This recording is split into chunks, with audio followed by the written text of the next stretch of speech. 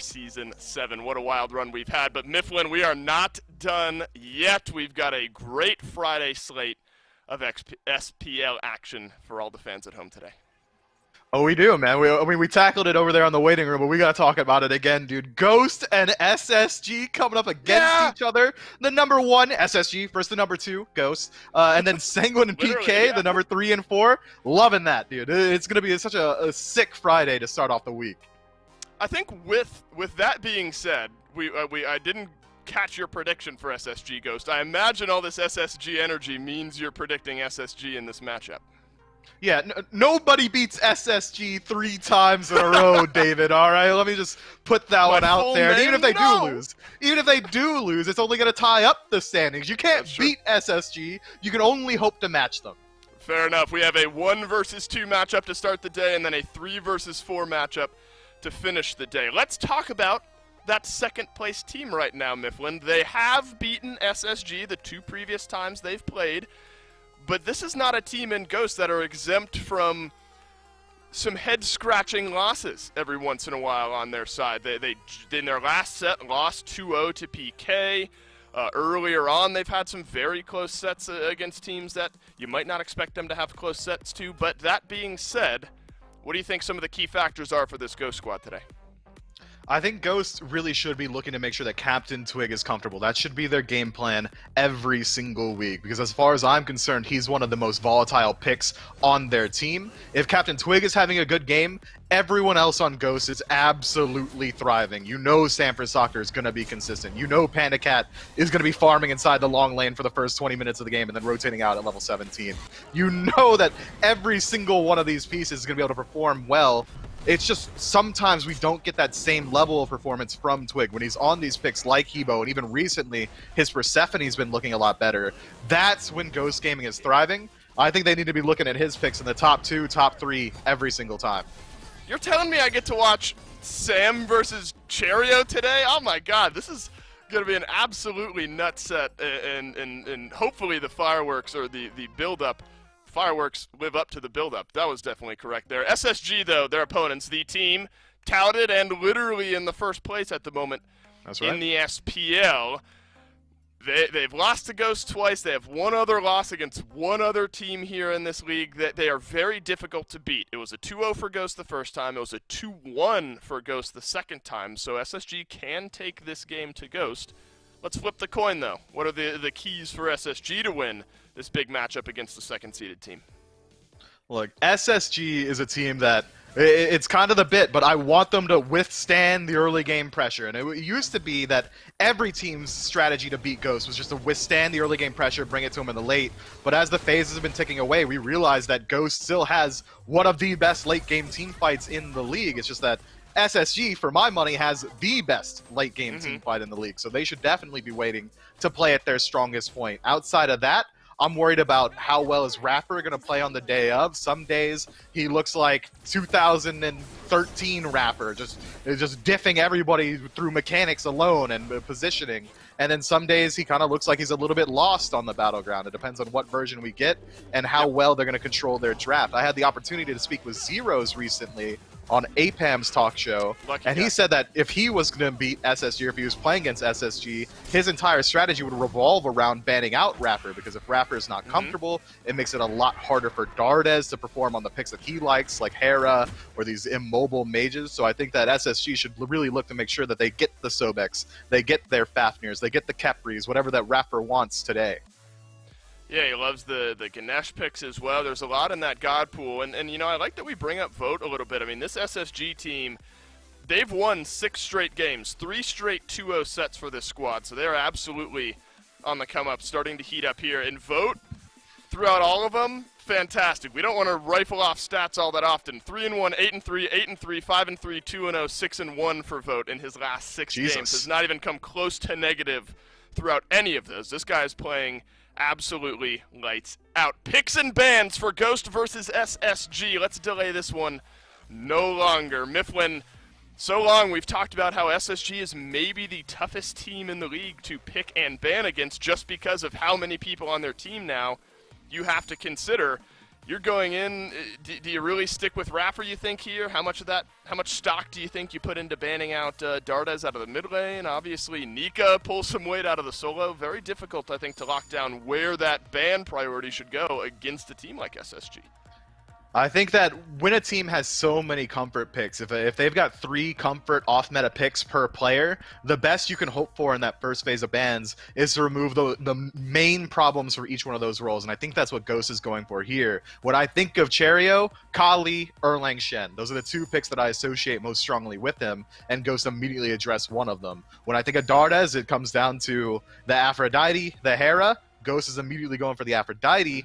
I would have likely gone for the Sobek in that 3rd ban phase, because if Hera does get picked up, Sobek's one of the best peel gods that you can have for him, which would make it much harder for Dardes to perform on, but instead, Ghost select to use their 3rd ban to make sure that the enemy mid laner isn't comfortable. I love the Erlang Shen ban as well. I don't know how we go through an entire pregame segment without mentioning the pentakill and the couple of quads that Cherio has had on his Erlang Shen in the last couple of games, but obviously that's something Ghost would not forget. Cupid left open, that means Panda Cat wants it, and Panda Cat will get it. Obviously, we've talked a good bit about Rapper as well, and what you leave open for him. The Ganesh was still there, but Mifflin, Sobek in that lane is going to buy some early pressure for SSG. It is, and some fantastic late-game defense for their team, as well as the ability to easily displace at least one member. It's slept on a little bit, but I think Sobek's one of the best Guardians you can have once you get to that late-game siege. It simplifies how easy it is to find your picks, but this Morgan hover is very interesting. Picking up this early on in the draft is going to open up Ghost to looking towards some of those more standard counter picks, especially when gods like Persephone, like Amaterasu, are still available on the table. I'd be surprised if Twig doesn't pick up the Persephone here. This Morgan pick could either be the straw that breaks the camel's back for Ghost, or just a huge backfires. It misfires in your fans. Yeah, remember, Dardes has liked this pick in their set, SSG set against Obey, back-to-back games and back-to-back wins for Dardes on that Morrigan out of the mid lane. So not something we are not used to seeing here for SSG. King Arthur, though, out of the solo lane, you always got to like that, I think, Mifflin, giving FineOK something that he can make these big plays, these big rotations on. And then a Susano. Not only, I think, is this a good pick for Sam for Soccer, I think that's also a takeaway. This is a pick in the Susano that SSG have liked to pair with something like the Morrigan in the past, and some of the composition that we're starting to see SSG build out again in that set against Obey. Cherio played Susano when it was Dardes on the Morrigan in the mid lane, so obviously Ghost has done some homework coming into this one. Yeah, I think that's very smart to point out that it likely was SSG's plan to pick up that Susano in that 3rd spot instead, picking up the Ram. But Susano as well, not only is it a nice pick away from SSG, but it also has a decent counter matchup into the Morrigan. If you're able to connect with the 3rd ability, all of a sudden that dot damage is on you. You can't use the stealth on Morrigan at all. If you're already on top of her, you can immediately use your ultimate. All of a sudden it's unmissable. She can't use her stealth to escape out of that situation either. You've got the CC lockdown to drag her out of position. I think that Susano is a very smart pick for Ghost here. Maybe a pivot that SSG wasn't quite prepared for. Well, Ram is Vote's most played god here in Phase 2 at 16%, but he has only played it once out of the last 6 games that SSG has played. His lowest kill count, though, to be fair, he went 205 in that one, so I don't think he's super worried about it. Lowest kill count in the last 6 games. Definitely not something to scoff at, though. The second wave of bans for both of these teams coming through, obviously a little centered around Mike, a little centered around the solo lane as well for Ghost down the stretch there. Wild to me that that Amaterasu gets let through this late on, but Ghost still able to ban it away, so it's going to have to be something else. And Nike is that answer. Again, something that Ghost has liked out of the solo lane, and I think Nico will like it as well. Yeah, Nika gets to stretch his wings a little bit, finally gets that Amaterasu respect band toward him, and decides to pick up the Nike. I like this pickup for the additional safety. When you're landing against a god like King Arthur, you have to worry about that little bit of solo potential. You shouldn't likely be getting sold out inside of the short lane just about ever, but King Arthur being the lane bully that he is, having that additional health bar just to make sure that you can get out of these situations with the Sentinel of Zeus is going to be very nice for Nika. Even if a gank comes his way, he should be able to survive those situations relatively easily. And you've also got the additional benefit of having that late game powerhouse passive coming all around the 20-minute mark for the rest of your team.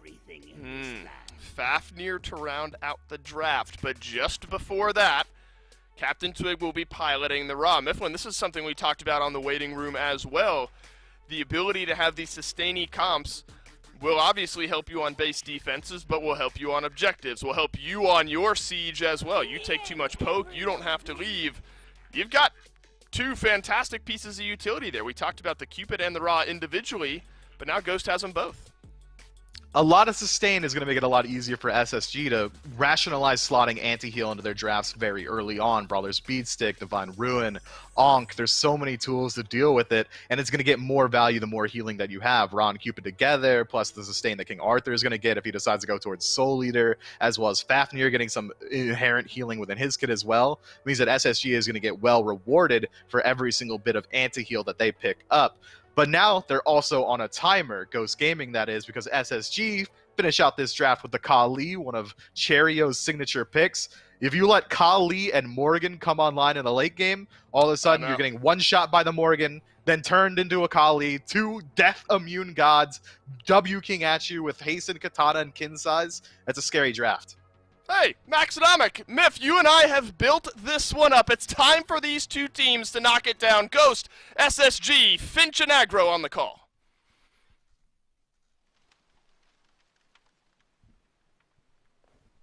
Sets that we've got right now. Ghost and SSG are gonna be throwing hands here, and I want to make sure that you all at home let us know who you think's gonna win. Make sure you're voting in that Twitch chat. Aggro, for me, the biggest thing in that picks and ban phase are those last two picks by Ghost. Ra and Fafnir are the two picks that are coming in for them. It feels like the rise of Ra lately, and this Fafnir pick has not done particularly well. What do you make of these? I think that in terms of the Fafnir, I love it for Mike, because people might forget during that Season 4 run where E United wins Worlds, Mike was just slamming Fafnir like every single game. This is a comfort pick for him, even if he hasn't played it in the last few weeks, months, seasons even. I'm not that worried about him. For Twig on this Ra, I think is a little bit more noteworthy, because I don't think of Twig as a Ra player, but I do think of him as a utility mid laner. When I think of what Twig brings in his play style in the mid lane for Ghost, I think he is very adaptable. He's willing to do whatever it takes in terms of the draft to make it work for the team. And he's also willing to go in there and die in order to get the best possible team fight for the team. Ra doesn't always do that very well. He wants to be one of the last ones alive so that he can sustain up everybody else that's alongside him. That's a really key part of playing this pick. So I do think it requires Twig to play slightly differently than he normally does, but I've been so impressed with Twig as of late that I don't think that's a reason to worry if you're a Ghost fan.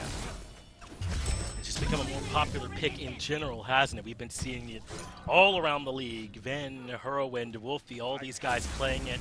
As that's been kind of something that's going on. A lot of mid laners not so sure what the best pick is anymore. It feels like one of our shallower pools in terms of like meta pools as well, and maybe this Ra can be one of those that can kind of rise up and help them round out that pick. Meanwhile, over for Mike, tons of support picks got banned coming into this one, but still comfortable on this Fafnir, so we'll have to see how it ends up working for him. He's able to find a hammer here on Rapper.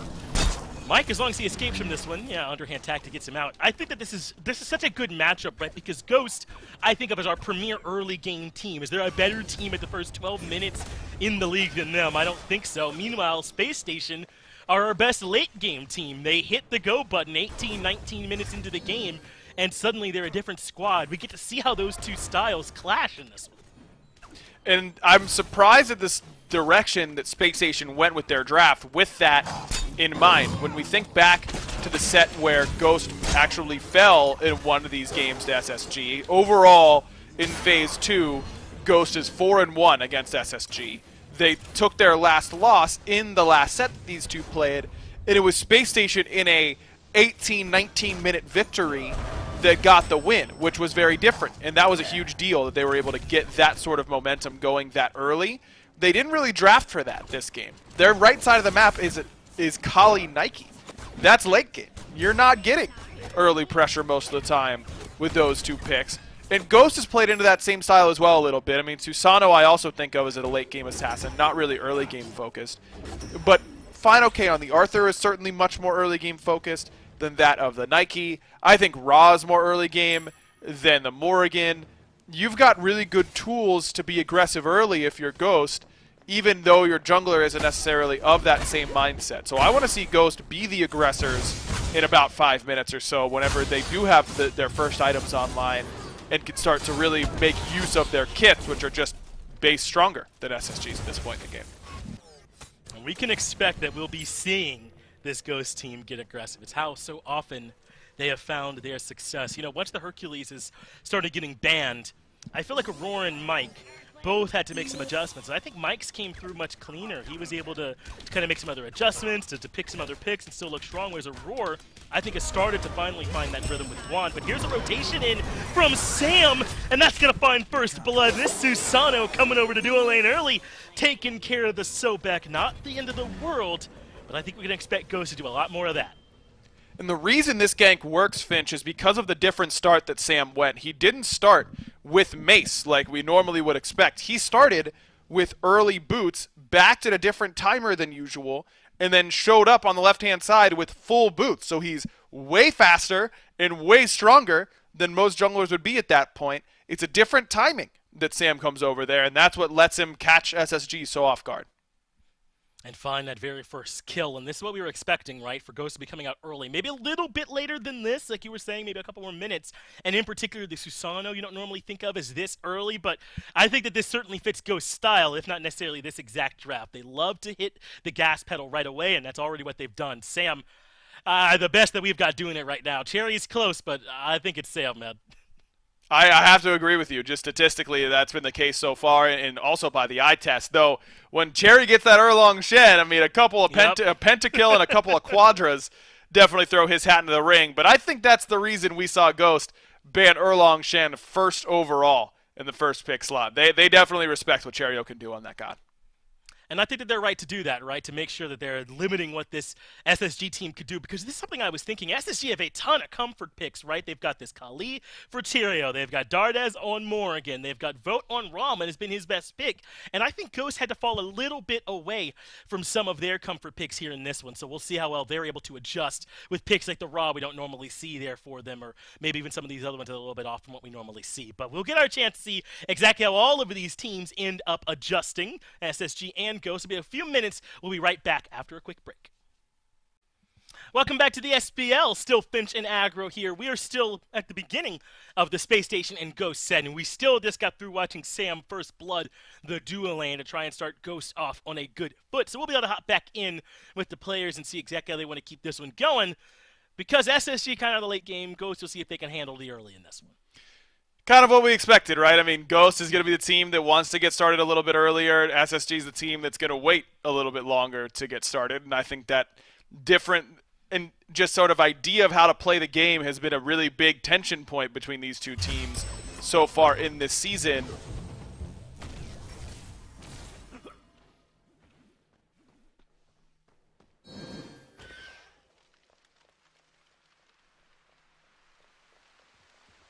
Yeah, this has been a close one here between these guys. We'll get our chance to see how it is they want to continue to move forward. Hey there, Finch. How you doing? I'm back, by the way. I'm doing all right. Yeah, glad to have you back, bud. Sorry. That was on me. I did the old try to refresh and instead press the X key on my Chrome. So that one's on me. Gonna hold that one, but I'm glad I didn't seem to miss too much as we're kind of still in the early portions of the game. Yeah, I think the big thing that was notable to me, of course, was this early adaptation by Sam to go with a different sort of start in the jungle, and we should be looking as this game progresses at his itemization level in comparison to Cherry's. Does this change affect his build path and the speed at which his build comes really fully online? With him getting the first blood bounty, I really don't think it will. I think Sam's just in a really, really good spot from here on out. He's already through the worst part of the start, which should be when he walks out of base with Assassin's Blessing and only boots one instead of any power. In a comfortable spot now is Sam for soccer. We'll get our chance to see if Mike can make good use of this Sunder, though. That's one that I'm trying to follow along with. He likes to do this, right? When he is on a Guardian with that reliable single-target CC or even multi-target CC, whoever they catch in it, the idea is to blow them up here with this Sunder. Now, when you're up against a Nike, it takes on some additional value for him as well. They want to make sure that Nika not comfortable in this one either. I think that it is definitely both of those things. That if we didn't have a Nike in this game, Mike still probably buys Sunder. He just really seems to gravitate towards that relic. But now, as you mentioned, that there is the Nike on the other side, it gets that much better. But even though Mike really likes this pickup, it does come at a trade-off cost. I mean, are you going to have an extra shell that you might need up against the Kali? Maybe this means that Twig isn't going to be picking up something like Aegis, and it's his job to get the upgraded shell for the backline. I could see a world in which both Twig and PandaCat are foregoing Aegis, buying upgraded shell in their second active slots, and then allowing Mike to go something like a Frenzy in that second slot to really, really dive deep into an objective-focused player for this team. You already got the AoE Coerce, add in that extra Frenzy, you've got someone like a Ra there to confirm for you. Ghost might be looking to go into this late game using their objective play as a differentiator. You should be able to. Twig already showing us the accuracy is dialed in there with the Smite. Perhaps looking to try and strip away some of that farm on the other side there as well, if he could. But he certainly ended up hitting Raffer and doing some decent damage. And this is not necessarily an example of it, but I think if you're going to be playing Ra with the cooldown boots, with the Mage's Blessing, with Searing Pain being as short of a cooldown as it already is, you got to be willing to fire, and that's one thing we know for sure about Captain Twig. There's not going to be any hesitancy there with him, or he won't be timid about it. If he sees an opportunity to snipe, he's going to let it loose. That's a huge, huge part of playing mid, not just for when you're playing Ra, but literally anybody. I mean, the cardinal sin as a mid laner is dying with your ultimate up or getting out of a fight with your ultimate up, but hello. Sam has just casually waltzed over to the left lane and insta-killed Vote. Early power spike for him with that heavy mace means that he's got the slightest bit of flat pen, and that makes a world of difference. Sam trying to steal away the purple buff, but this might be an overstep now. Fields of Love, though, from PandaCat will provide the peel. Good heart bombs keeps him alive throughout all this damage coming from Raffer, but how does he get away from the lurking in the waters? There is no way. He ends up falling. Raffer falls in trade, though, has to overcommit to get that kill onto Sam. But support for jungle, not a bad trade. The Sam already did wreak havoc to the left side before that. Especially whenever it's Dardes who gets the shutdown kill on Sam, not Raffer. Dardes is able to grab it with that Dark Omen. I can't believe Sam lived as long as he did. I guess those little heart bomb pickups, or the heart pickups from Cupid, were the difference maker. And Raffer elects to go for these tank boots, which have been very, very popular as of late for good reason. Their stats are incredible. You get so tanky so quickly from these boots, and it gives you crowd control reduction, which is really, really good against someone like Fafnir, who's going to try and chain stun you whenever he's in his transformation. Jump in, set up the stun. When you are already DR'd and you have CCR, you end up getting free of that chain stun much, much more quickly, so you won't get comboed by the Ra. I like the pickup for Raffer, but it doesn't come for free. I think normally he would have killed Sam without having to use the ultimate. There, he didn't even kill him with it. Keep our eyes on how Sam continues to play this early game, though. I mean, this left side pressure's been good for them, but that time a small bit of an overstep for him as he does end up getting punished. I think SSG are just not going to let him dominate that purple buff that often without rotating more members over. Dardes was there. Vote was there. Raffer was there. Or not Vote. He got kill and Vote. But there was enough backup there to make sure that Sam couldn't get away with going over there for free. So he's got to be mindful about where he goes, where he looks to try and apply this pressure going forward. They still have, though, a little bit under a 2K gold lead, about 1,800 or so they can keep this pressure up. Kind of make sure they're not giving anything away in return for it, though, as it's actually a little bit over 2,000. They're in a good spot. Very, very good spot so far. I mean, slight experience leads in a couple of roles. I mean, PandaCat has really been the beneficiary of these kills on the Vote more than anybody else because he's now sitting with a 2-level lead. Oh, Fields of Love coming out again from Panda Cat. He's been very willing to drop that ultimate as Captain Twig will fall to the snipes from Vote, but in return, he got the kill onto Dardes first. That should end up helping Twig, but can Raffer do any more with the Lurking in the Waters? One leap away from Mike inside the Draconic Corruption, though, means that's the end of that little fight. Love the idea from Dardes to be the aggressor. You have that ultimate up. That's your opportunity to do so, but I think that was a hammer from Mike that caught him, stunned him, and Twig was ready to go, unleash that snipe melee range, and got the kill really effectively. Make sure that you're trading out 1 for 1. And yes, you lose the beads if you're Captain Twig, so that is a slight problem, but he's able to go back to base with that death and finish off the upgraded shell that we were looking for in this composition, which means that Cheerio has now lost a lot of effectiveness until he buys enough attack speed to chew through those block stacks quickly. Now, this upgraded shell's become such a pickup, hasn't it? In particular to these auto-attacking junglers, and sometimes being picked up in place of the Aegis. Exactly what we're seeing happening here for Captain Twig. One more thing that you got to make sure that you're aware of if you're that enemy jungler, and if you're Cheerio, you're really still not thinking about getting that involved just yet. He wants to get a little bit more done in terms of what he's picking up. He's already got the kin size completed and the Ninja Tabi before he's going to start looking to pick his moments. But that upgraded shell is going to help Ghost Gaming buy themselves a little bit more time to counter out once Cheerio first gets involved. And hopefully, what they're able to do in that small window is leverage this early lead a bit more. They've got the lead in the jungle, in the middle lane as well. They're going to need more, though, if they want to be able to counter out all this late game coming from SSG. Between this Morrigan and the Kali, potentially 2 Kalis, depending on who Dardes chooses to transform into. Now, it is worth noting that Kali you think of as it should be a sick transformation for the Morrigan. I mean, she's a late-game god, she becomes unkillable, all that kind of stuff, but there is one fairly big problem about transforming into Kali when you're the Morrigan, is that you've got to pick your target whenever you come in. Think about it. When you spawn as Kali, you have to pick your target. Same things happens for the Morrigan, so unless you transform out of combat, really, and select somebody, your menu pops up. Doing that in the middle of a team fight is a death sentence, so you really can't make that transformation work if there's already action on top of you. You have to go in premeditated and not use your stealth as an advantage, not set up with your own stun, which makes me think that Dardes might actually end up transforming into more people like the Nike or the Susano, like we saw him do a little bit earlier on. If you can get ahead of yourself and say, okay, this is who I'm going to target, I'm going to transform into this person, then jump in, that can work. But in the middle of a team fight, Dardes cannot quick swap into the Kali. It just won't work well. Gonna have 2 selections you have to try to make his way through. Not the easiest thing in the world.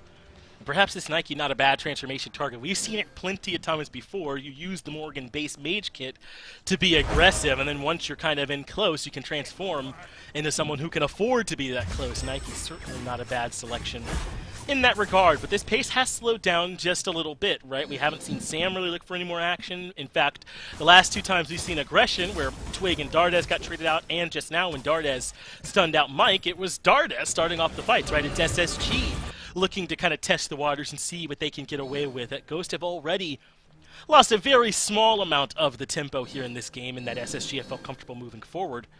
So we'll see if SSG will be the ones that start up this very next fight. Charge, Prey, the Morrigan stun, those are good ways to start the fights off favorably in your advantage.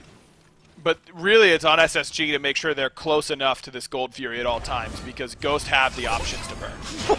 This damage on the Raffer not bad, huh? Fields of Love ends up connecting as well, and Raffer now low. Sam Typhoon barely connects, and they find the very first kill. It was Ghost aggressive, and they're not done. They want Vote as well. 4 members here in the duo lane, and it's the duo lane that suffers. Now, no way SSG can be near enough to stop this Fury. They just don't have the manpower. Oh no, and Cheerio with the fat finger beads. You hate to see that. It's just adding insult to injury, because Ghost is going to get this Gold Fury, no doubt about it. And that's the pressure that a composition like this will put on you when you're in Spacestation Gaming shoes. You can't just let Ghost all group and walk into the jungle, because they'll insta-kill Gold Fury between their Fafnir and their Raw Snipe, and the Raw Heal giving everybody power. So we have to face check it. Well, if we face check it, and Ghost is ready for us to face check it because they have superior ward coverage, as Ghosts do on this side of the map, then you're instantly going to lose the Gold Fury and a couple of lives on the back end, and that's even worse. So maybe Spacestation should have just let that one go, but it's a lot easier to say that when we have seen the outcome of them trying to check it. Looks like Pyromancer, though, going to go to SSG. You saw some aggression there from Fine towards Nika, not quite recognizing that this objective was going down. And even if he did, kind of alone on this right side of the map, not a whole lot Fine OK can do. They're happy with this left side of the map pressure that they've gotten. That's where all of this has come from. No attention towards Nika over here in the solo lane. Really none towards Dardes. His Vote gets stunned out. PandaCat in close. Wants to take the 1v1 man fight, but Vote the one that blinks first. A roll gets him out, and PandaCat will not overcommit. Ghost has been fighting largely on the left side of the map. Really good discipline showed by PandaCat in that moment, because you know I'm going in. You know, I'm dashing in. I'm winning the trade. I'm feeling good about it. I think a lot of people would have, and in that moment, all of us from the spectator view go, well, why didn't he? There was no one coming, but PandaCat doesn't know that. They had no eyes on Cherio. He was resetting back from base. Without the knowledge that Cherio can't be there, or Dardes can't be there, it's just not really worth your time to dash in. Panda had already won the trade. He had gotten the Aegis from Vote. Would he have loved to solo kill him? Of course. But it's not worth falling behind because you get baited. They already have such a lead. Vote up in the air, though, with the snipes as the little 2v2 happens, and Vote is the victim. Hunter Jungle versus Support Hunter favors Ghost Gaming. And now they got the collapse with Mike coming topside. Lurking in the water is a good call from Rapper for the CC immunity, but Ghost not going to be able to do any more from here. Yet another kill into Vote, 1 in 3. And I don't know how much of this is Vote's fault. I think Ghost's game plan is what's really put SSG and Vote in particular in such a bad spot. And it's such a different game plan than what other teams have done to SSG recently, isn't it? I mean, Vote has been on an absolute tear as of late. Dave brought it up on the desk. I mean, his slash lines the last few weeks have been absolutely incredible. He hasn't been under this type of pressure in a while.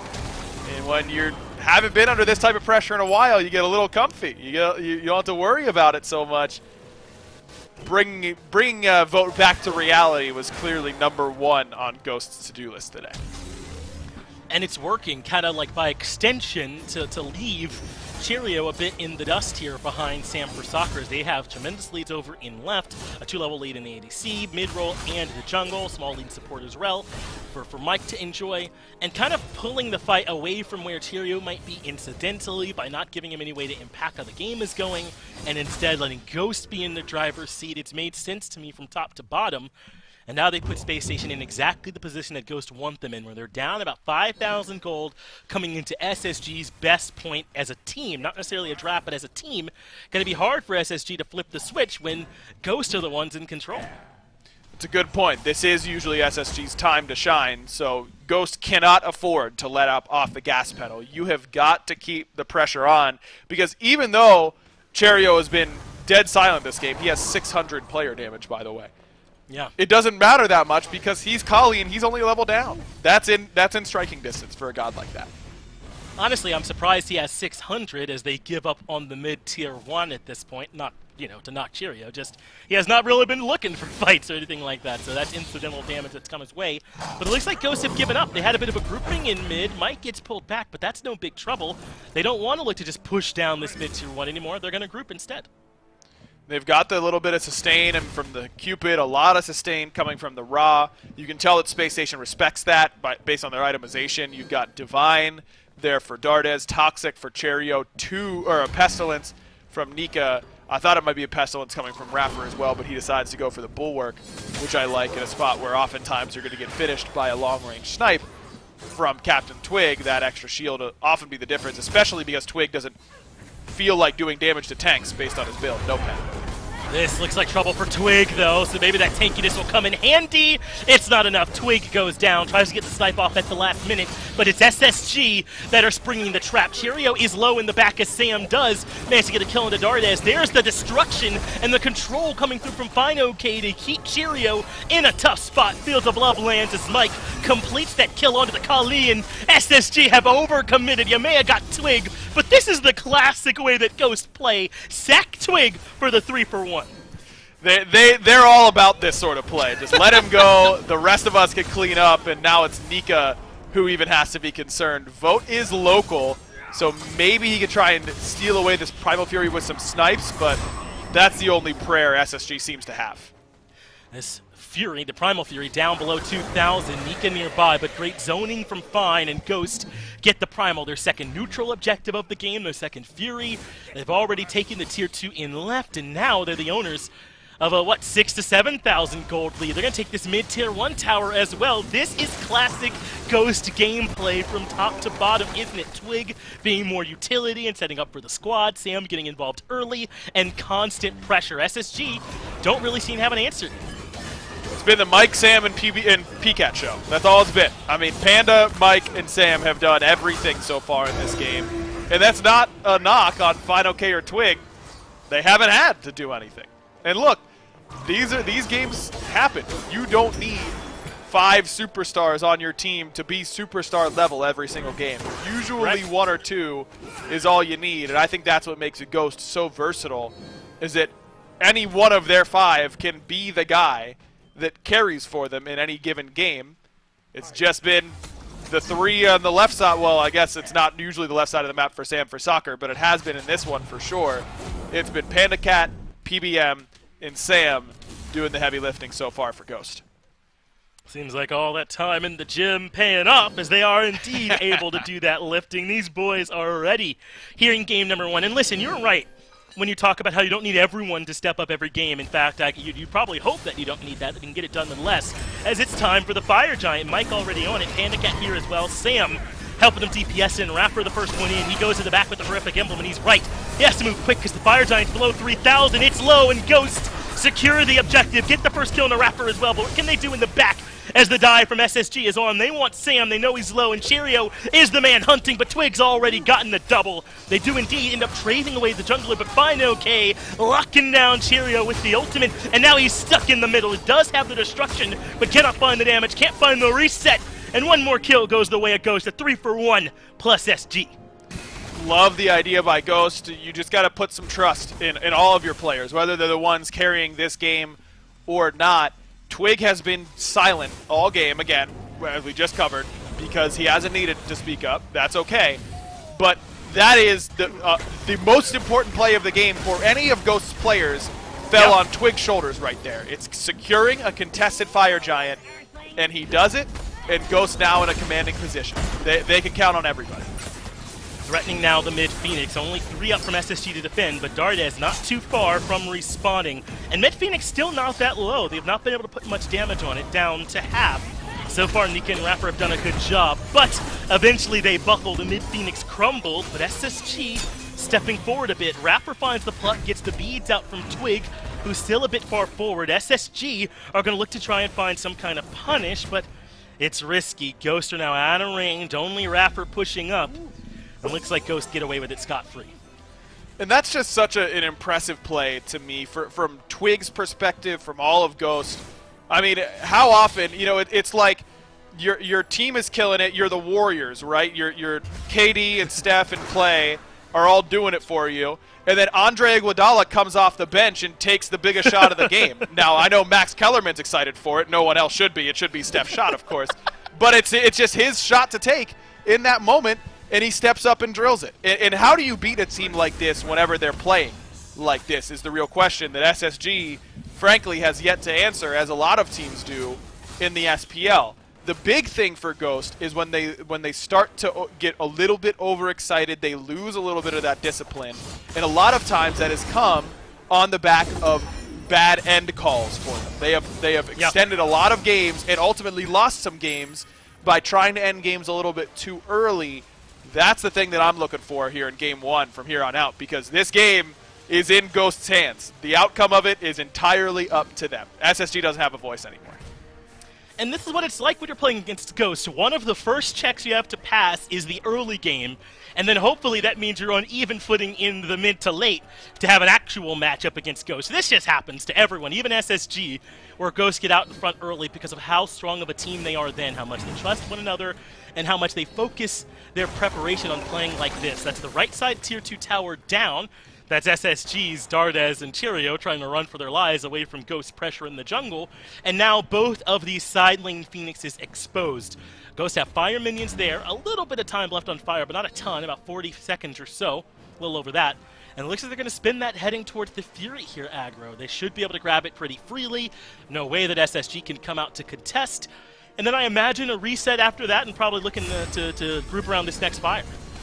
Do it again. We say it a lot when it comes to first fire giants. The first fire giant you get is oftentimes not going to end the game, but you need to put yourself in a position where it guarantees your second fire giant, which is where you will end the game, ideally, for a lot of teams. And Ghost has done a pretty decent job of that. They've grabbed themselves a Pyromancer, a Primal Fury. They don't get this left side Phoenix, which is often the one that teams try and check off because it is the furthest away from the fire giant. SSG has done a good job of keeping their wave pushed in mid, so Ghost has not guaranteed themselves a second fire. They put themselves in a strong position for it. It's certainly in their favor by quite a margin, but SSG have the opportunity to step up and defend here if they want to. And it's worth noting that during all of these fights, Vote has not been a part of any of them. And I think a lot of people would put some blame on his feet for that. But what Vote has really done in this game has given SSG a win condition. If SSG, Cherry pops off, kills everybody, because there's no anti-heal for Ghost here, by the way, so he can get full-on resets and insta-kill the whole team if things fall his way. There's a space for Spacestation to go to end the game. In that left side, there's no towers there because of Vote split pushing. That's important. Gonna make it so that SSG know what they're fighting for. If they can win a couple fights, they've got a door, an avenue into winning this game. It's the question of if Ghost will let them walk towards that door. As there's the pluck. Fine OK gets pulled in, but I think Fine OK is okay with that. Sometimes it's Sobek. Got to worry about who you pull. Now it's Raffer that's stuck inside the pit. Ghosts are fighting a good bit beyond the fire giant here at this point, though, and they might take some free poke.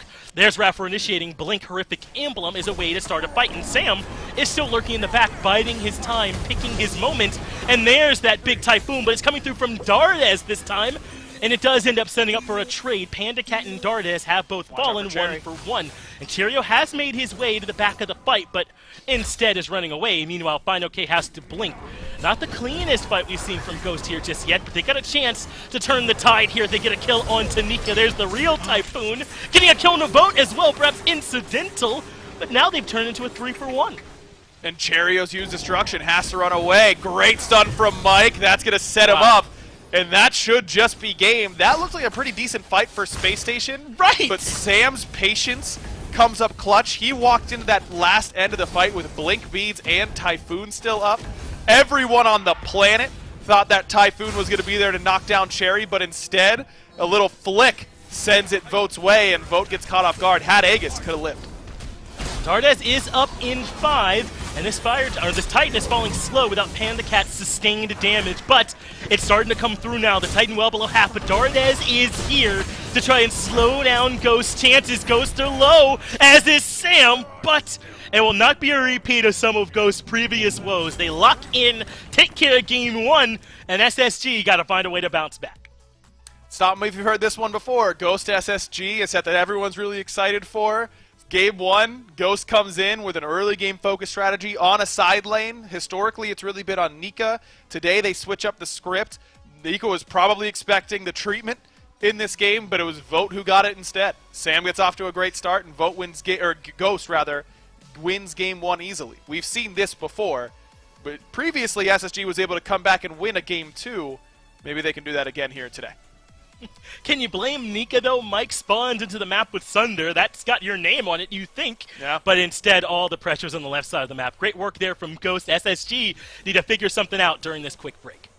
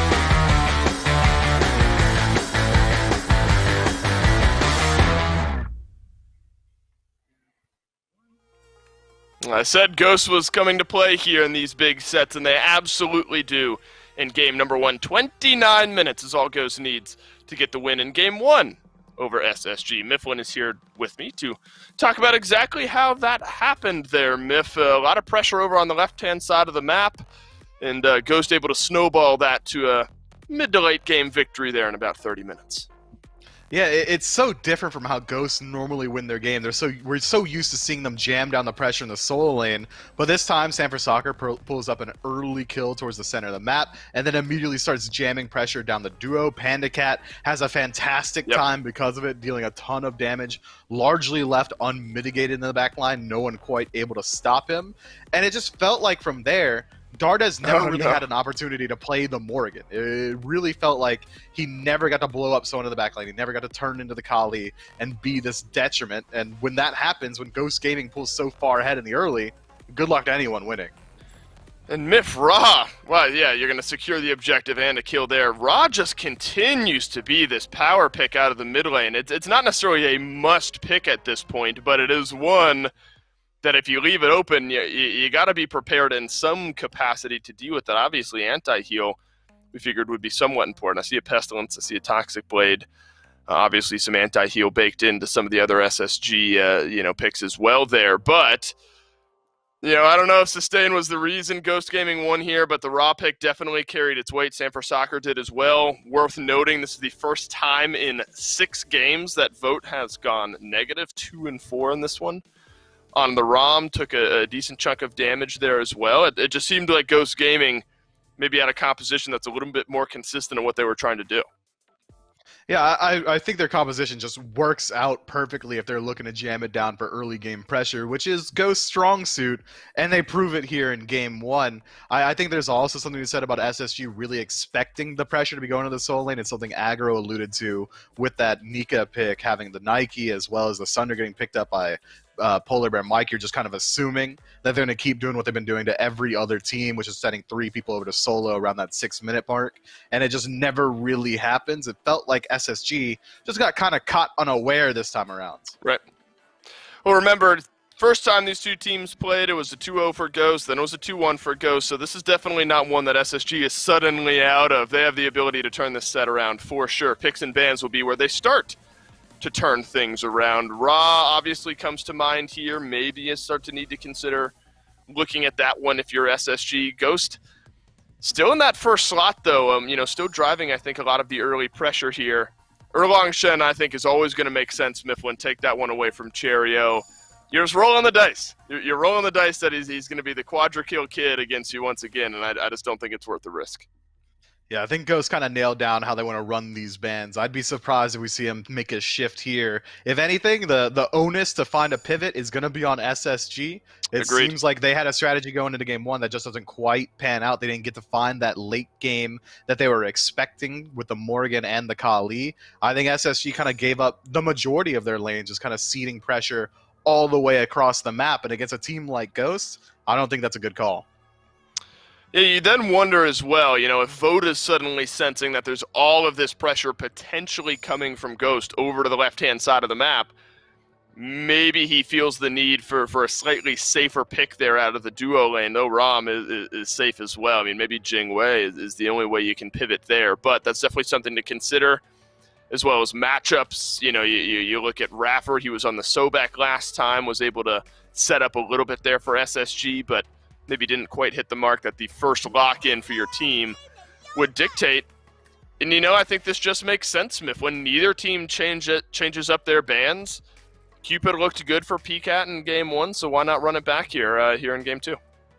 Yeah, I see no reason for Ghost to change up anything. Again, it is on SSG, and I wouldn't be surprised to see SSG make their first shift here, maybe even looking towards that Persephone. Sobek makes sense because it's a very strong pick, it's survivable, you've got the tail whip for late game peel as well as the CC immunity in the ultimate. But I think that they can definitely hold off on the Hunter pick. They don't need to worry about getting the ROM so early on, even if they fall down to the Jingwei or the Heimdall. Both of those picks are going to be a lot safer if Ghosts decide to reprise that exact same strategy of running it down the duo lane. If I'm SSG, I'm definitely keeping my eyes on Persephone here. Well, it's Morgan now that gets locked in. Could be in run-back territory, and that's probably something that Ghost would just be fine with. So then the Susano comes to mind. Obviously something we talked about before game one that we know SSG likes to pair with this pick, so maybe Ghost just go right back on the run back here and take that Susano away, something out of the jungle for themselves. Sam looked phenomenal. King Arthur's going to be the same for Fino K here, Mifflin. And maybe we zoom out because there's no more diving into these picks that we haven't already done. What kind of territory, what kind of mindset do you have to be in if you're on the losing side of things and you're willing to just run back the same exact draft? What kind of brings that about, do you think, to where you're willing to say, all right, guys, let's just try the same thing again? It tells me that SSG thinks that they really only lost because of the early game lead. It's a point that Finch brings up often, whereas the skill check is in the early game. If you fall behind in the early game, a team pulling further ahead kind of makes a little bit of sense. They've already got the lead. Of course, they've got the advantage inside the team fight. It makes me think that SSG's strategy really was, okay, well, we're not really going to get the pressure with the Morrigan. We're not really going to get pressure against King Arthur. But if we withstand just a little bit better, if we make it into that late game a little bit cleaner, we don't give up so many objectives, then we'll be able to really start to see some fruition with this draft. And that's why we're seeing this first pivot from SSG. It's another tool, this stopgap tool, to make sure that they can get into that late game. They decide to put Vote on this Jingwei, a much safer pick. Right, and it's something, I figured they would be a little bit concerned about. Somehow, you got to go even safer than Rom, it seems, and Jingwei is absolutely that. So still picking a Hunter in that same spot, and that's going to leave some of the same bands, admittedly, Mifflin open down the stretch here. Largely centered around PBM. The Cerberus was followed up by Ymir in the Game 1 ban column for SSG. Guan Yu was also taken off the table here. So Ghost obviously feeling comfortable with what they brought in game number 1. Cherio on this Kali, I think that's another, maybe pivot point we need to talk about here for SSG. You never really got a chance, I don't think, to wind up on that pick. Do you think, all else being equal here, you see a run back of the Kali, or is that something you might want to see changed? I mean, it's interesting, right? Kali is one of the late game win conditions for this SSG draft, so I wouldn't be surprised to see it get picked up again. And it does fit that same ideology of SSG thinking to themselves, okay, look, we just have to make it through the early game. We just got to withstand, bear with it, and make sure we get to that 30, 35-minute mark. But had Cherio decided to go towards something a little bit more early pressure-centric, he could have gone towards the Raven or even the Tsukiyomi had that not been banned out. That could have been interesting, but this Baron Samdi pickup, okay. Is that the first time? It is. Gore, mark another one off your list here, my man. A first pick for Baron Samdi here in Phase 2, maybe even for Phase 1. Admittedly, I can't quite remember. Maybe we saw him in the solo lane once or twice early in Phase 1. It's got to be mid lane, right? I mean, this guy, I suppose he can clear waves, he can do damage, he does provide some sustain, maybe the same way that Ra does. Mifflin, what are some of the intricacies of this pick? Why are Ghost locking in Baron for the first time here in Phase 2? Baron Samdi has a deceptively strong matchup into the Morrigan. If he ever connects the third ability, all of a sudden, stealth doesn't exist. If she does decide to stealth after all the burst comes through from Baron, Baron's ultimate it works exactly like Gallarhorn. It's this huge cone that's putting out constant dot damage. The stealth doesn't work there either. He's got decent self-peel with itemization kind of leaning its way towards sustain. He can still pick up the Lotus Crown. He can get all these other items that are going to be very strong into this Kali. And wow. I think it was in Phase 1 last time we saw Baron Samdi, and it was Ghost, but it was actually Fino K playing it, if memory serves, so it's going to be a little bit of a different look. All right, full-on damage Baron. Is that something that can work here, Mifflin, outside of that specific matchup into the Morgan? Is he going to be providing enough magical damage for Ghost to win some of these team fights? It's going to be tough. If they get to late game, all of a sudden Baron's got no self-peel, essentially, for this Kali. Right. But in the early game, sustain, team fights, all that, he's bringing enough. Well, game number 2 between Ghost and SSG. Let's get into it. Thanks, Dawson Mifflin. I feel like you handled that desk perfectly, as I am Finch, obviously, and Agro's joining me. A lot of the times I have to think about what is it that I think my chair 2 wants to talk about coming into this one, but I feel it's obvious this time. Agro, the strength of Baron Samdi for Twig mid. Talk to me about that one. Yes, I'm so excited. I love this god. I think he's so fun to play in mid, and I apologize to my teammates before I pick it just about every time, because historically, it has not been very good in this lane. And I'm still not sold that it is great in this lane, but it has a lot of good matchups, and Morrigan is one of them. The things you're looking for when you're looking at a good matchup for Baron is, does my mid lane opponent, specifically my mid... Of course he did. He's got to get locked in and ready to go.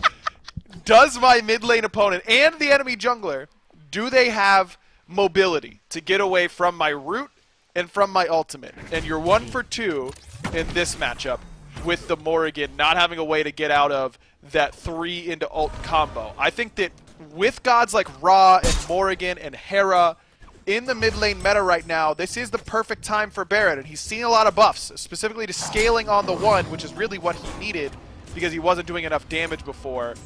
But I just don't know. This Wukong is going to eat Twig alive. As soon as Nika closes that gap, how does Twig get away? He just can't. He just can't. This Wukong, I think, is going to make life very difficult.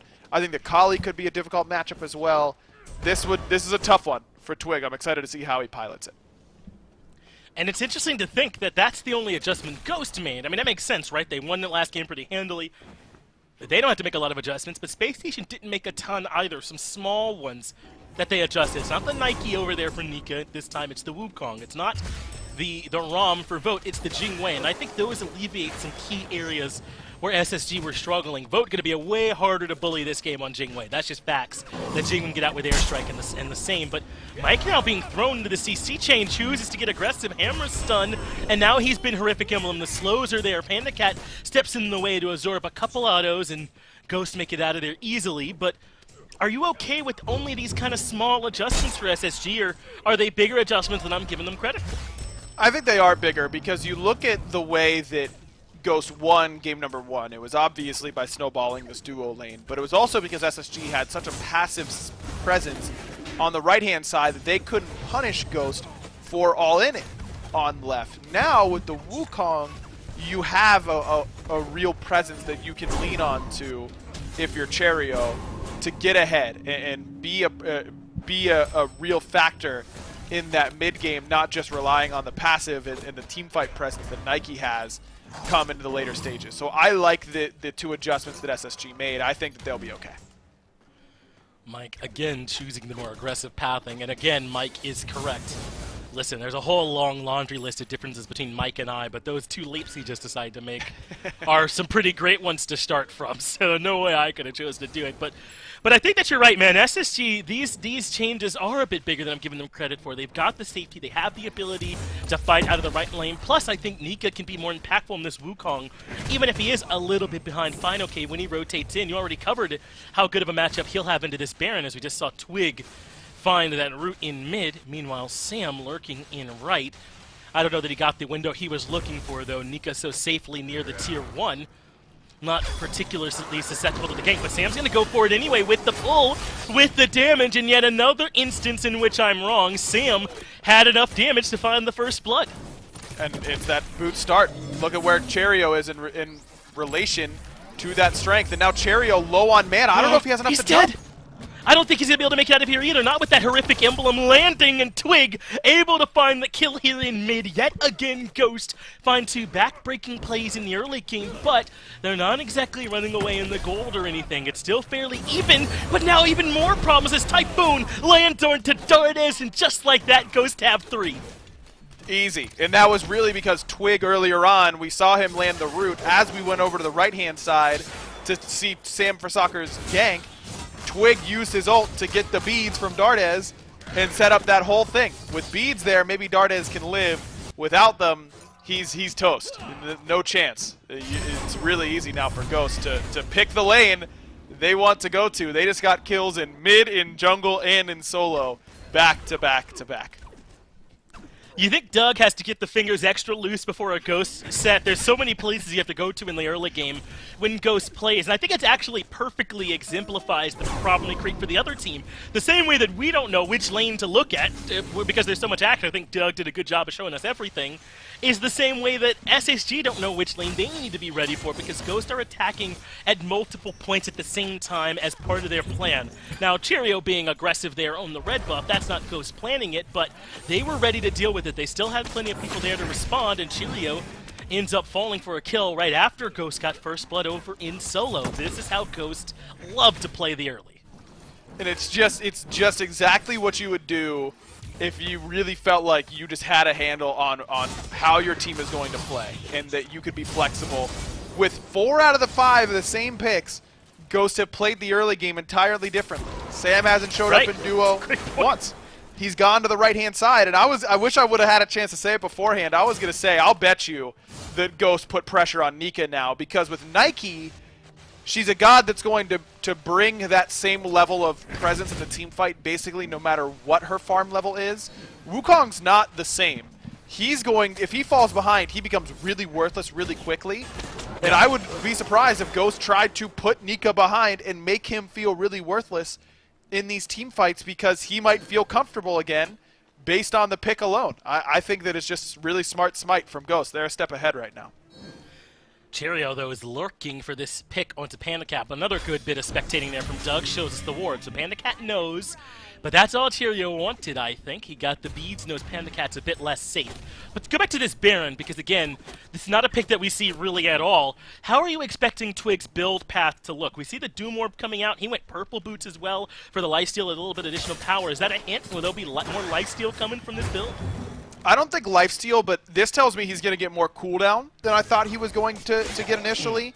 Normally, my rule of thumb is that if I'm not going to be buying a whole lot of cooldown later on in the build, you know, something like Chronos Pendant or Deso, or against a heavy physical composition, Breastplate, which I think can work for someone like Baron in the mid lane, he's gone for power boost, which means he might be going for something like that.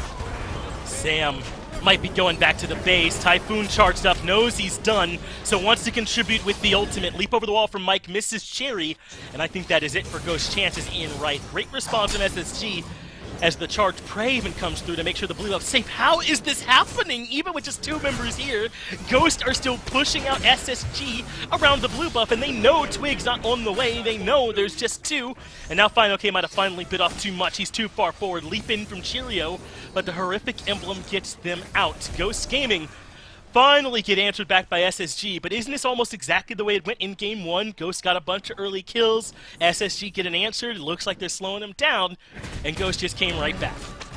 Dardez has no transform, looks like he used it to get out of Twig's ultimate in mid. An interesting strategy to go with the Changeling ultimate in order to pick someone with some mobility. You just transform into Wukong and you're out of there with Somersault Cloud, but that's another trade that Twig is always going to be happy with, just based on ultimate cooldowns alone. So without Dardez having that Changeling, it means that he can't really rotate and punish fine OK. But a good response by SSG. They don't sit on their hands and kind of wait for Ghost to come to them. Ghost is in their side of the jungle, sure, but Cheerio instantly starts trading onto Sam, doesn't wait for Sam to make the first move. And I think that that's the big key for SSG, is to not fall victim to waiting around in the face of pressure, to being a little bit scared to be the engage. Even when, you know, if it looks good, it can still be good. Ghost is not an infallible team. They miss position. They bite off more than they can chew fairly often. You've got to punish them for it when you have the chance.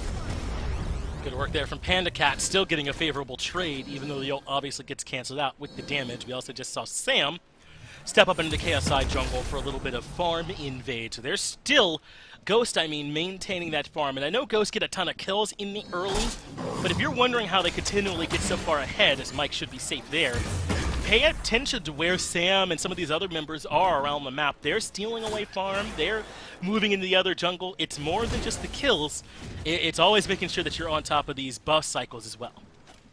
It's a huge part of it. I mean, that's how you build leads. It's not through kills. It is through objectives. And Ghost have put themselves in a position now where they've got a pretty good opportunity to get a good pick with their tools available. No power spike yet for Twig, whereas Dardez has finished off the Doom Orb. So the 2 mid laners, pretty different in terms of raw power level at this point in the game. Yeah, certainly should be favoring Dardes. At this point, Ghost, though, have to know that SSG know what they're doing. No surprise. They just think they can out-team fight, and so far, they seem to be correct. But Dardes makes his way to the backline, and Sam for Soccer is food. Rapper gets the kill credit for it, but Fine-OK beats out Cheerio, but not before they lose Twig in the back. Looks like a misstep from Ghost this time, as they've already lost the 2-for-1. And it's just this transformation into the Wukong having much better fight presence than someone like the Nike. It's really, really been all about this re-engage from Cheerio as well that's really worked out. Nice steal coming from Raffer. On top of it, just to put the little cherry on top of that little fight, not only do they win the objective fight, but they get the objective itself.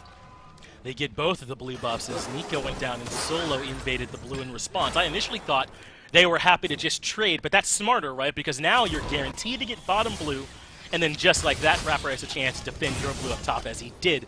So SSG are right back to even. Look at this disparity in the gold lead. It's almost non-existent. And I don't want to make it seem like Ghost cannot fight well from 20-25 minutes on if they're not way ahead. They certainly can, but picks like this Baron, you do wonder from an even state, how do they end up working, and can they make it certainly work up against something like a Kali that could set them on the backline, or a Sun Wukong? So we know Ghosts are capable of it, but it might be an uphill battle. And Twig's already down 600 gold. Dardes is on top of the net worth charts. He's level 12. Twig should be very close to level 11, but still not quite there. So basically a full level and a half, if not more. Yeah, he's one creep from 11. So probably about a level and a half lead for Dardes.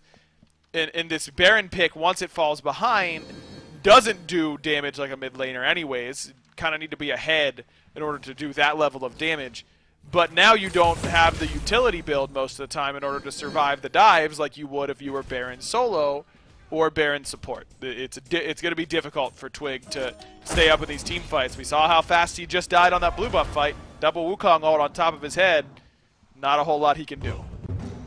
And that's going to be part of this problem, right? The ability of the Wukong, the Kali, the Morrigan transformation to get back there to Twig easily kind of prevents him from doing the thing that he does best, right? With sustaining up the squad by getting off multiple of his twos, by being able to find some roots and follow up and control with his ult.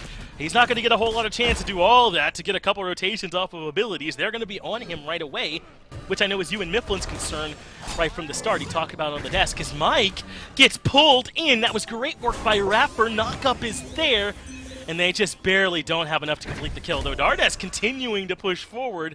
In the end, not going to have enough, but now Twig needs to hurry up and get that red buff. There's more pressure coming as Nika is in the middle of a gank. Sam, though, has given up on it. Nika makes it out of there easily, and looks like Twig was able to defend the red, but Mike is in trouble. Where can he go at the bottom of the transformation? Twig sacrifices himself to save him with the ultimate. Is it a sacrifice? No.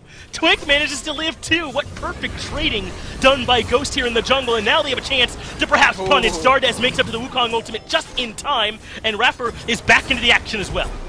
Rapper is going to be the one to pay for it, and Cheerio nearly died on the back end. Fine-OK has Blink. Should be able to find Cheerio, but can Cherry react in time with the ult? Looks like he reacted with the stun, then the ultimate to avoid getting hit by the ultimate. So, unless they keep it the chase, Cheerio should be safe, and they will indeed give it up. What a fight there from Ghost, huh? To somehow manage to defend the red buff, to get Mike out of there, to keep Twig alive, to find a pick onto Rapper on the tail end, and now they're starting up the theory. Boat's the only one nearby. Aggro, this is the right call. How can SSG defend? This is what Ghost can do sometimes, is make something out of nothing and still maintain their early aggression. And Sam might even win the battle against Boat, forces the ultimate out and just barely can't kill him, but they do take the Fury. Man, it's kind of it's throwback Friday, whatever, you know, not Thursday anymore for Ghost, but it's a lot of these old school picks that these players have loved previously that maybe we haven't seen as much recently. We talked about the Fafnir for PBM and how that was a Season 4 staple for him. When I think of Sam in SK's run last year against this exact team, is Cheerio, you got your jump? Doesn't look like it. That's going to be kill number 6 for Ghost, set up by Baron and Baron alone. Not many mid laners can do it that easily whenever you know he doesn't have the jump available. But when I think of SK's run last year, I think of Sam on this Susano pick as being a key turning point in that set up against last year's Renegades, this year's SSG, and how just unbelievable he was on this pick, and he's doing it to them again here towards the end of Phase 2 in Season 7.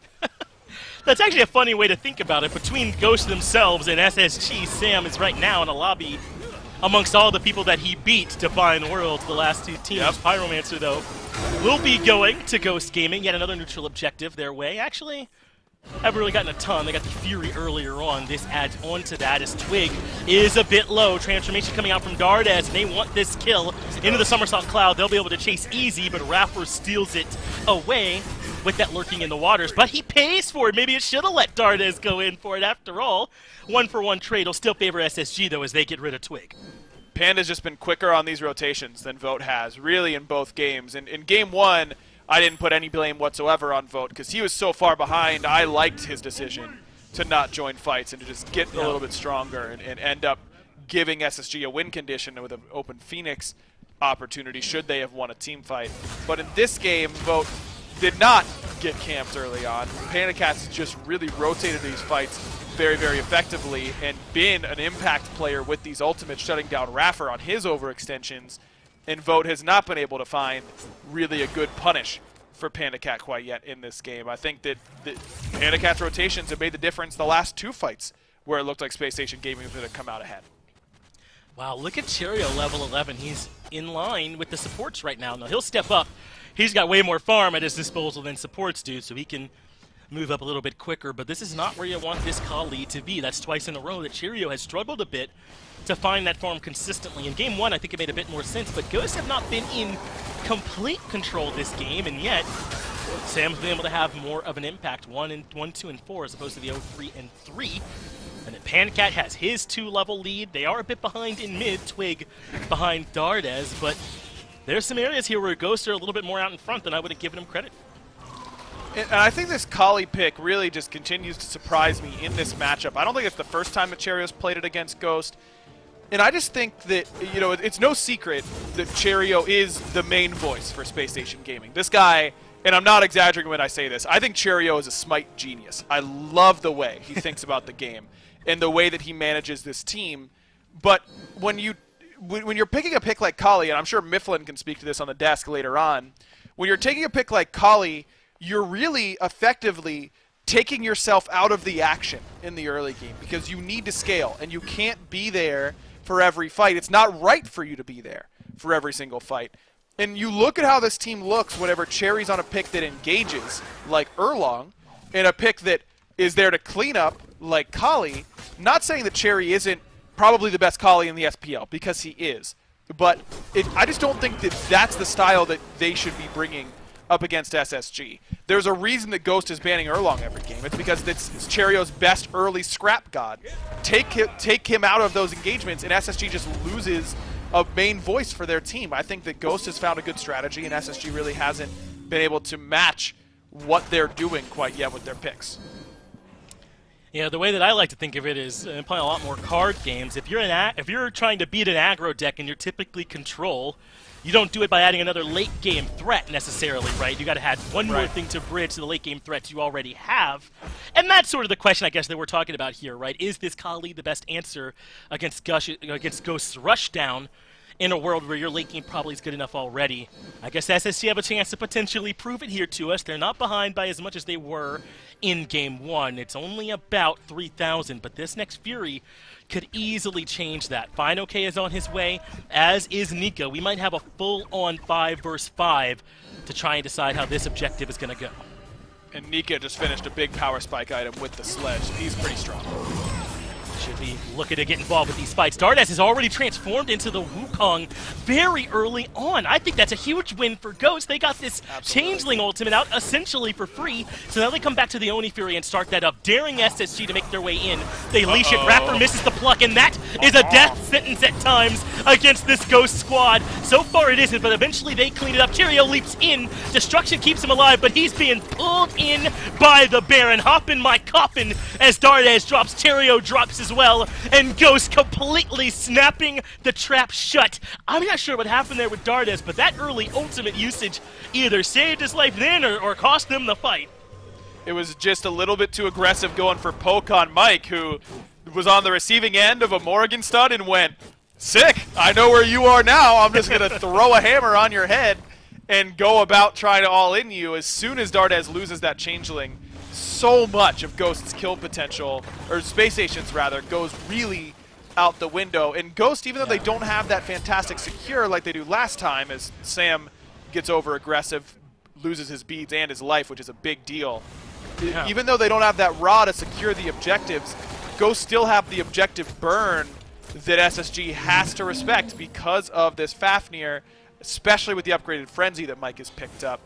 I mean, Ghost has just really held this game in their hands the entire time, and SSG is so good at taking punch after punch after punch and then knocking you out with one shot. That's really been their strategy against every team all year long.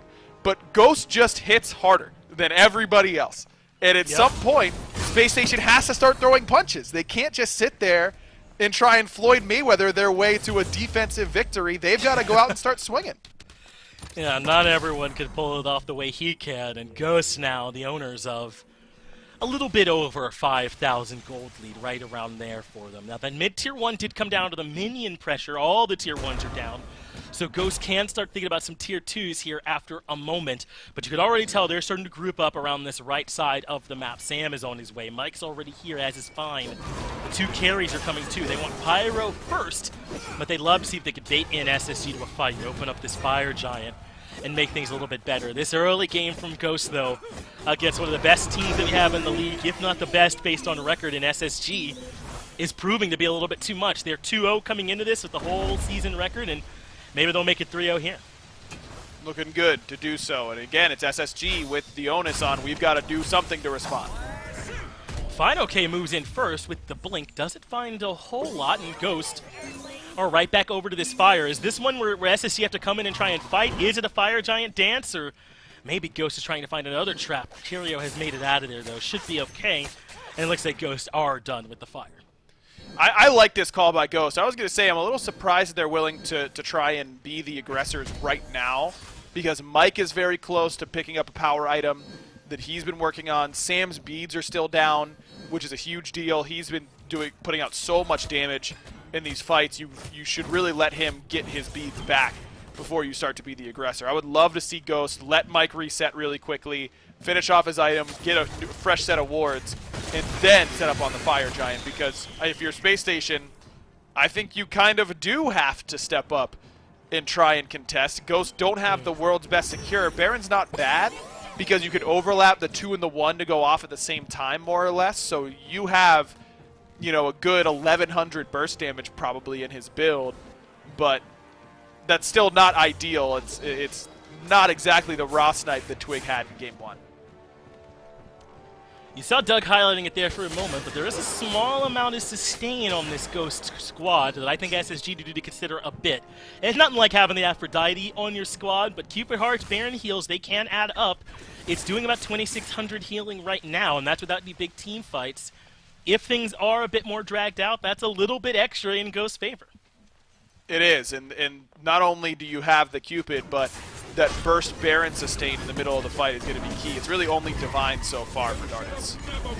Well, they're starting up the Fire Giant. Mike already transforming as Raffer makes his way in. Another charge play a bit off the mark, but he escapes this time. Dardez gets into the action right away as well. The transformation of the Wukong appears to be the thing for him, as Panda Cat's in trouble in the back, and Cheerio and Dardez have come alive, finally getting some critical kills for them. Now Sam in some trouble. Destruction still available for them as FineOK takes Cheerio up, kills him on the tail end. That ultimate, a great response to the destruction. And even though Panda Cat dropped early, the rest of Ghost are so healthy at this point, have so much resources left, maybe they can keep right on fighting. They're going to be able to get the ultimate out from Vote for sure off FineOK's Blink. Ghost just got a little bit too spread out in the midst of that fight. Panda Cat left alone in a 2v1 up against the Dardez dive alongside Nika and Cheerio is going to be a little bit too much to handle, but this lead that Ghost has afforded them the ability to make mistakes like being too spread out. Vote still in trouble. It's a 3v2 dive on the right side here for Ghost, and there's the Aegis. Keep Vote alive. Everyone has to fall back to Peel, and the tier 2 tower could end up being the culprit. FineOK gets the dive under the Phoenix, and Vote He's falls. fine. Now Sam is here to provide some backup dart as goes down as well. Fino K ain't just hitting, he's got backup coming, and boy is it working. Ghost looking for a bit more of a fight as Rapper barely gets out with that charge prey. Nika punishes Sam for the overreach, but this fight's still right on rolling. Fino K solo, Nika should get care of him with this dunk, but Fino K still manages to live. The Ox form is enough. As Mike gets the kill on the Rapper in the back, Ghost are unrivaled in their ability to keep right on fighting.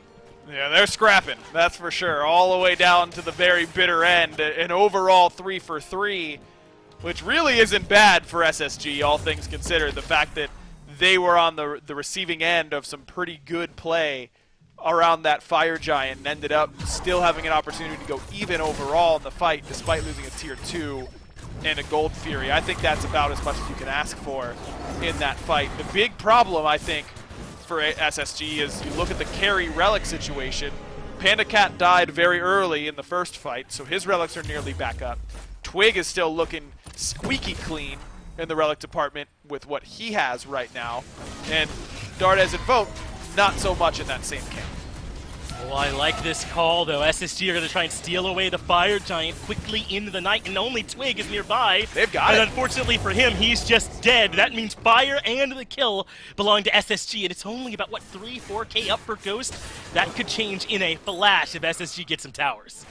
And you can tell that someone said something in Ghost's comms, because Twig is on red buff and then starts booking it over to FG, but Spacestation just have too much damage in their builds in order to burn that quickly. Nika's getting aggressive. Panicat has to dash away, gets the beats forced by Rapper, who pops from the damage. That's good work by Ghost to get that punish, but they're going to need a little bit more as Rapper drops. Feels a love still available. That forces out the ultimate from Nika, but Cheerio falls in the back. Sorry if I'm stuttering. I can't believe Ghost are winning this handily. They're blowing up Nika as well. Apparently, who needs Captain Twig? Ghost stuff SSG underneath their Tier 2. And now Sam's going to chase down Vote. Vote, no airstrike. Blink coming up for Sam as he looks to get the clean D aside for Ghost. Think Vote's just a little bit too far away. Sam just hit a Category 5 Typhoon on Space Station. He wrecked their whole village, their town, their city. The whole state is wiped off the face of the map because his Typhoon hit everybody and hit everyone in the back line. So much space created by Fino K in that play as well. That was phenomenal. No, not saying this is guaranteed free. SSG have Vote and Rapper up and not too far from Cherry joining. Titan down to half, but as long as Panda Cat can put in damage, it's free. Titan's been forced to reset as Vote gets rid of Sam, and yet again, Ghosts make it to the end and have to drop it. Now, that's not as bad as it's been. That's not them getting stuffed or getting deicide or anything like that. What they did on the Tier 2, way more important. Way more important. I mean, they get mid-Phoenix. They've got an opportunity to set up for a Fire Giant. You've really, really got to be there on time this time around for Ghost, but that's a little bit a ways away from this position. I mean, Space Station had it there, Finch. They had a 5-on-4 with FG, and Ghost just come out swinging again, and again it catches SSG off guard, but it really seems like they just don't have an answer for Fino K. I mean, this build that Fine has a great combination of tons of protection. I mean, everything's a defense item outside of maybe Glad Shield, which you would class as a hybrid item alongside Void Shield. But Glad Shield turns all of your damage, all of your protections into damage later on in the build. Maybe everyone forgot that, that this item got changed. I feel like we haven't seen it as much as I expected. We're starting to see it again in solo laner builds right now. Both Fine and Nika have it, but there's a reason that everyone was doing a double take when they looked at this item whenever it got remade recently, because it is something else, man. You get to do a ton of damage and take a ton of punishment all at the same time.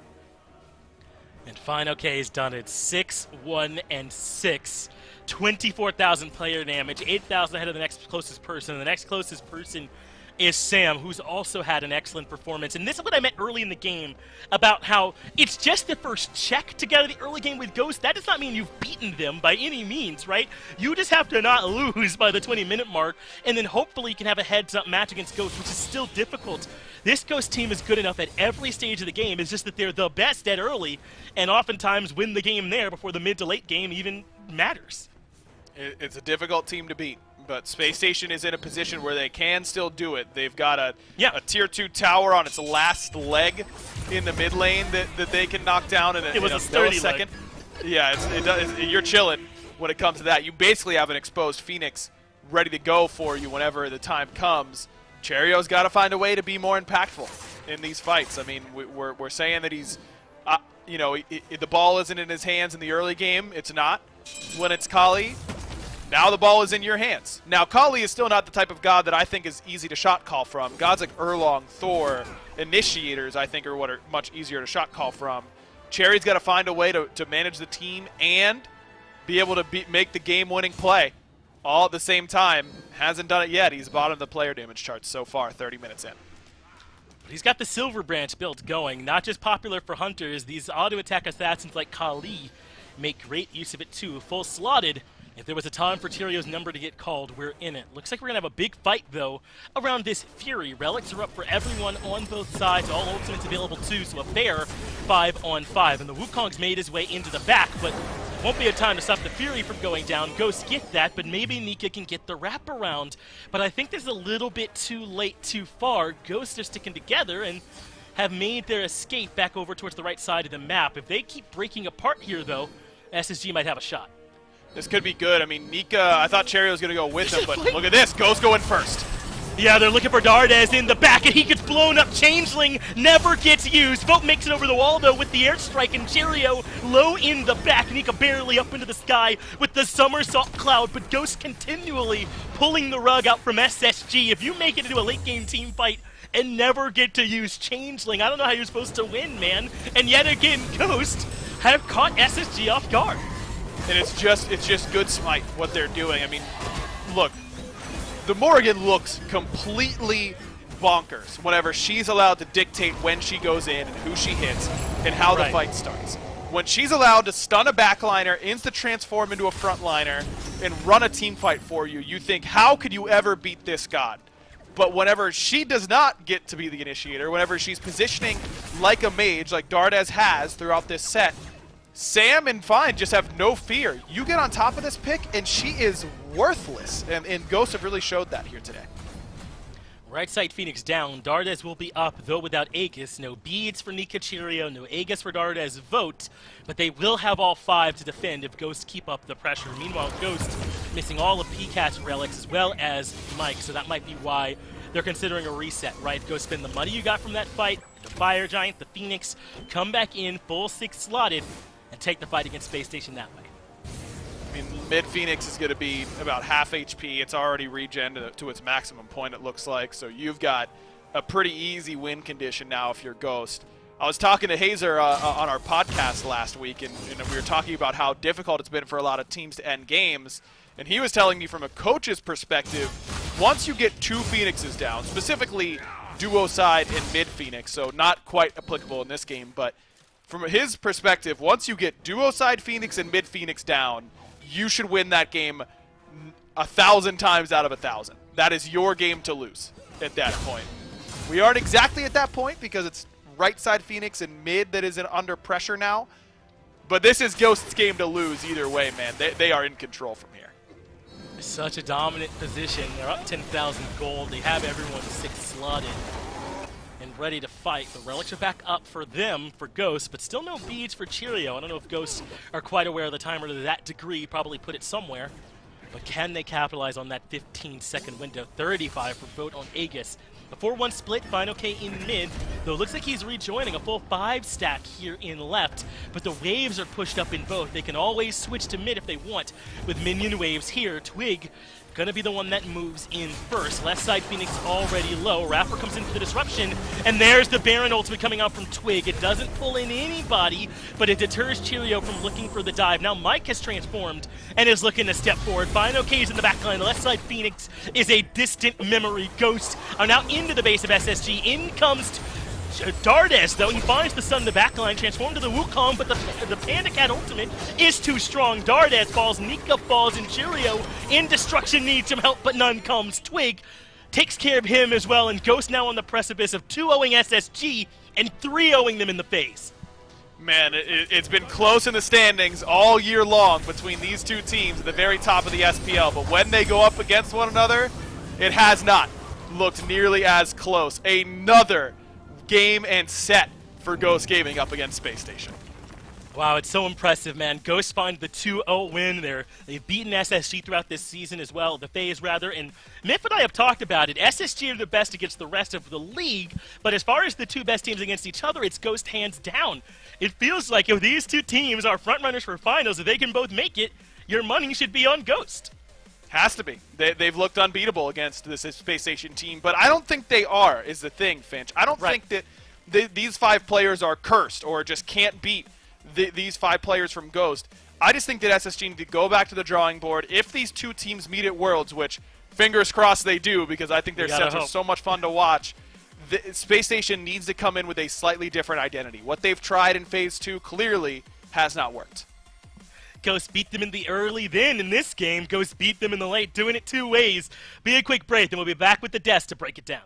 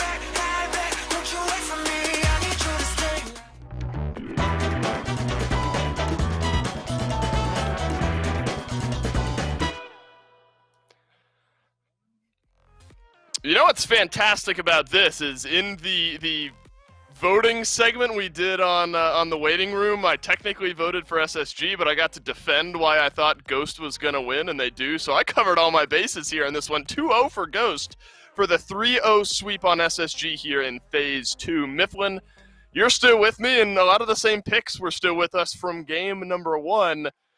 Same story? I mean, we're a full 3 for 3 on same here in game 2?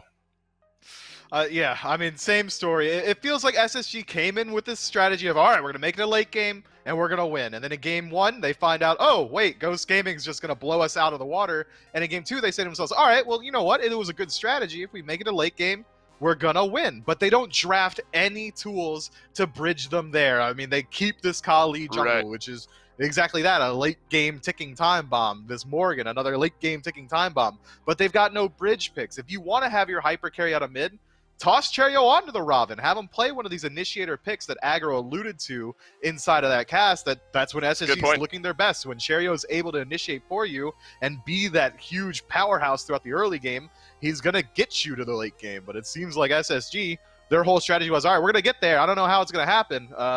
Maybe we just kind of, it'll happen. It'll just happen.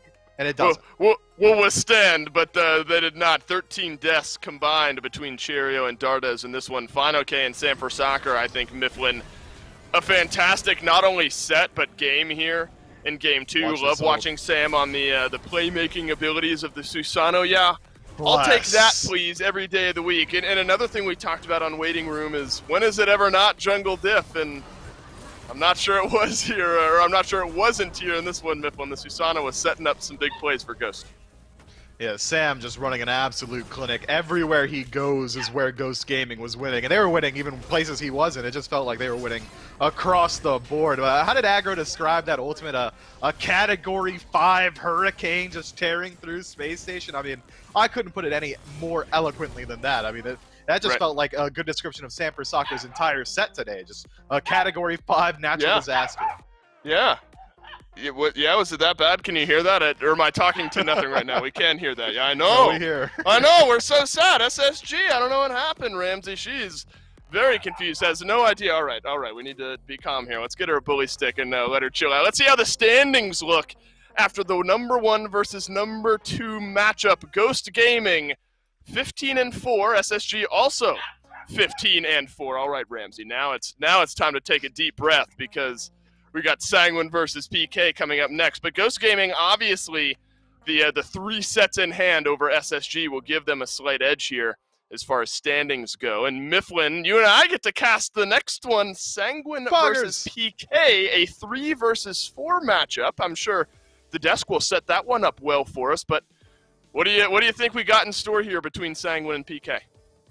Look, you won't catch me rooting against PK almost ever. When they've been showing us the hot hands that they've had recently, only hit a speed bump after taking, what was it, a 2-week break. They lose 1 set, and then immediately they're back into the gear. I think that PK are definitely gearing up for Worlds, and I think you'd lose money to bet against them. This one's going to be a lot of fun, I think, Mifflin. SSG versus Ghost. It's a quick one for Ghost. Do we have another quick one in store, 3 versus 4? We got a quick break, and then we'll find out.